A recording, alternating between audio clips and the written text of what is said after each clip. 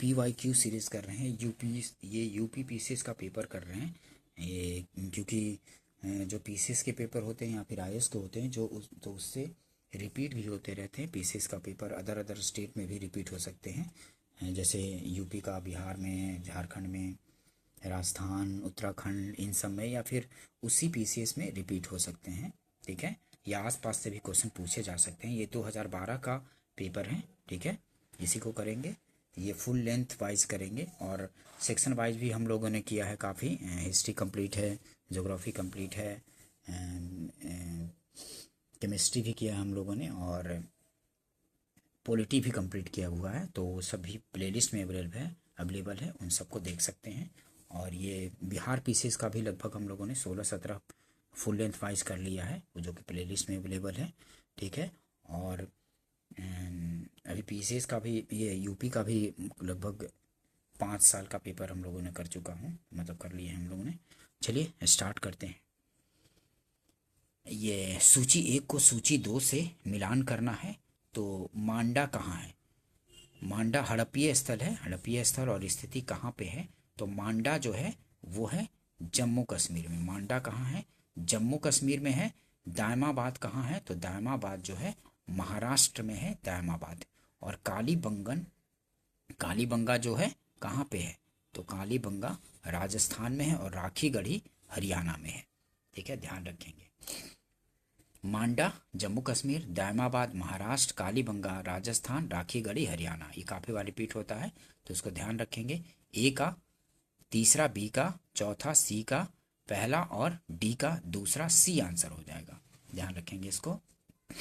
Next question देखते हैं। निम्नलिखित में से कौन सा बौद्ध पवित्र स्थल निरंजना नदी पर स्थित है? तो निरंजना नदी पर स्थित है बोध गया। निम्नलिखित में से कौन सा बौद्ध पवित्र स्थल निरंजना नदी पर स्थित था? तो बोध गया जो था निरंजना नदी पर स्थित था। ये आंसर हो जाएगा। नेक्स्ट क्वेश्चन देखते हैं। अशोक का समकालीन तूर्मय कहाँ का राजा था? तो तूर्मय जो था मिस्र का राजा था। अशोक का समकालीन तूर्मय कहाँ का राजा था? तो मिस्र का। ए आंसर हो जाएगा। अशोक का समकालीन तूर्मय मिस्र का शासक टॉलमी फिलाडेल्फस। अशोक का समकालीन तूर्मय मिस्र का शासक टॉलमी फिलाडेल्फस था। कुछ अन्य समकालीन शासकों के नाम अंतियोक, सीरियाई नरेश, अंतिकिनी, मेसिडोनिया नरेश, मग एपीरस नरेश एवं अलिक सुंदर सिरिन नरेश था। ठीक है, ध्यान रखेंगे। तो अशोक का समकालीन तूर्मय कहाँ का राजा था? तो मिस्र का राजा था। ध्यान रखेंगे इसको। नेक्स्ट क्वेश्चन देखते हैं। निम्नलिखित में से कौन सही सुमेलित नहीं पूछ रहा है? ये भी ध्यान रखेंगे कि सुमेलित पूछ रहा है या नहीं पूछ रहा है, तो इसको ध्यान से करेंगे, क्योंकि कई बार क्वेश्चन पढ़ने में ही गलत हो जाता है, उसकी वजह से आसान क्वेश्चन भी गलत हो जाते हैं। तो इसको थोड़ा सा ध्यान से पढ़ेंगे क्वेश्चन। निम्नलिखित में कौन सा एक सही सुमेलित नहीं है? तो कर्पूर मंजरी हर्ष का नहीं है। ठीक है, कर्पूर मंजरी हर्ष का नहीं है, तो यही सुमेलित नहीं है। ये आंसर हो जाएगा। मालविकाग्निमित्र कालिदास का है, सही है। मुद्रा राक्षस विशाख दत्त का है और सौंदरानंद अश्वघोष का है। तो ये तीनों सुमेलित है, लेकिन कर्पूर मंजरी हर्ष का नहीं है। विकल्प ए सही सुमेलित नहीं है।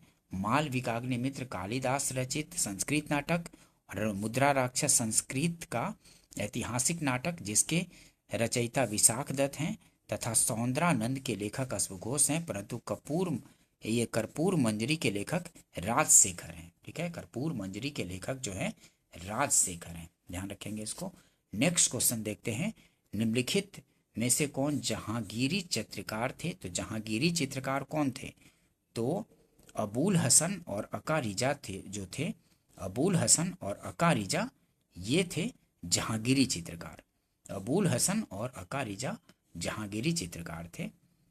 अबुल हसन और अकारिजा, बी आंसर हो जाएगा। अबुल हसन व अकारिजा जहांगीरी चित्रकार।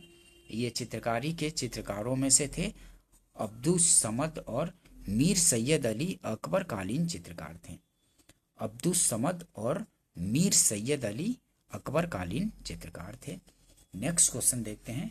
वैदिक नदियां और आधुनिक नाम से संबंधित क्वेश्चन है। तो कुभा को क्या बोला जाता है आधुनिक नाम? तो कुबा को काबुल, ठीक है, कुबा को काबुल। और पारूसनी का आधुनिक नाम क्या है? तो पारूसनी का आधुनिक नाम रावी है।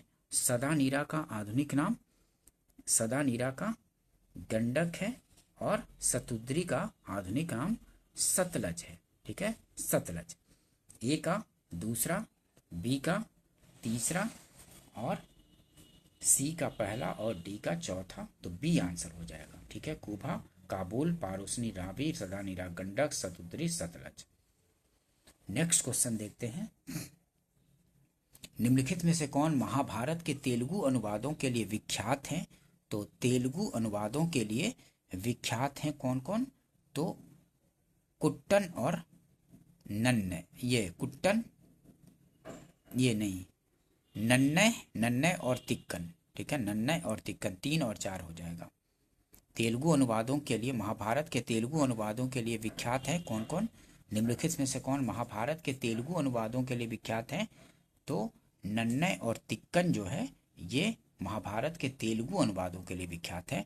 सी आंसर हो जाएगा। नेक्स्ट क्वेश्चन देखते हैं। निम्नलिखित में से कौन संगमपत्तन पश्चिमी तट पर स्थित है? तो संगमपत्तन पश्चिमी तट पर कौन कौन से स्थित है संगमपत्तन? तो वो था तोंडी और मुसिरी। ठीक है, तोंडी और मुसिरी जो था संगमपत्तन पश्चिमी तट पर स्थित था। ठीक है, तोंडी और मुसिरी, सी आंसर हो जाएगा। तोंडी और मुसिरी जो था संगमपत्तन पश्चिमी तट पर स्थित था। सी आंसर होगा। नेक्स्ट क्वेश्चन देखते हैं। पुंड्रवर्धन भुक्ति अवस्थित थी? तो पुंड्रवर्धन भुक्ति अवस्थित थी उत्तर बंगाल में। ठीक है, पुंड्रवर्धन भुक्ति अवस्थित थी उत्तर बंगाल में। ए आंसर हो जाएगा। नेक्स्ट क्वेश्चन देखते हैं। वह प्रसिद्ध जैन आचार्य कौन थे जिनको अकबर ने बहुत सम्मानित किया था? तो अकबर ने हरिविजय सूरी को बहुत सम्मानित किया था। वह प्रसिद्ध जैन आचार्य कौन थे जिनको अकबर ने बहुत सम्मानित किया था? तो हरिविजय सूरी को बहुत सम्मानित किया था।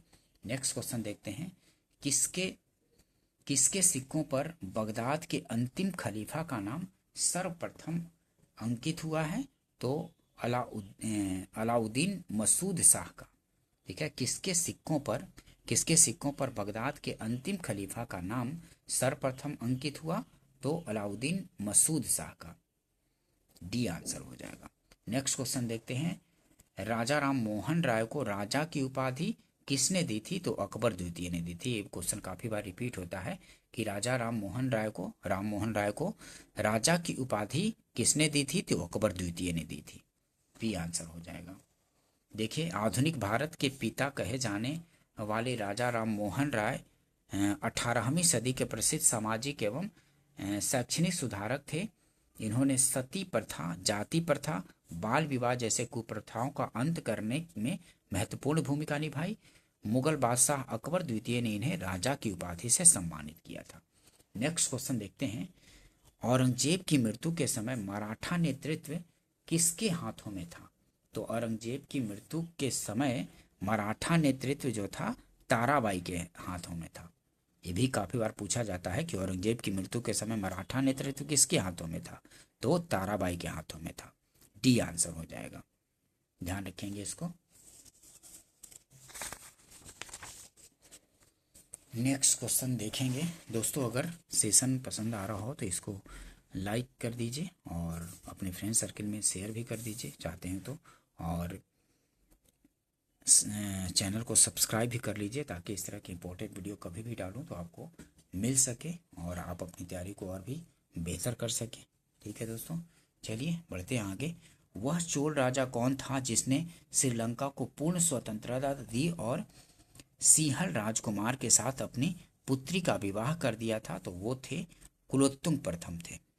वह चोल राजा कौन था जिसने श्रीलंका को पूर्ण स्वतंत्रता दी और सिंहल राजकुमार के साथ अपनी पुत्री का विवाह कर दिया था? तो वो कुलोत्तुंग प्रथम थे। ये आंसर हो जाएगा।